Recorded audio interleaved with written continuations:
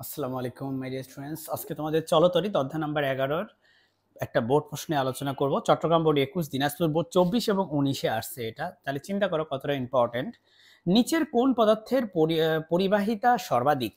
কোন পদার্থের পরিবাহিতা সর্বাধিক? এ কথার মানে হচ্ছে নিচের কোন পদার্থের পরিবহন, তড়িৎ পরিবহন ক্ষমতা সবচেয়ে বেশি, মানে সে হচ্ছে সবচেয়ে ইজিলি তড়িৎ পরিবহন করে। উত্তর হবে হচ্ছে তামা।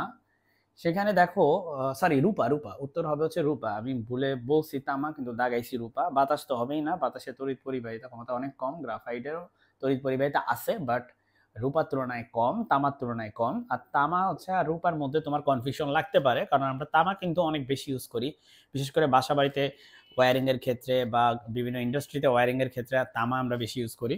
কিন্তু তামা হচ্ছে তুমি সেকেন্ড তোমার অপশন হইতে পারে।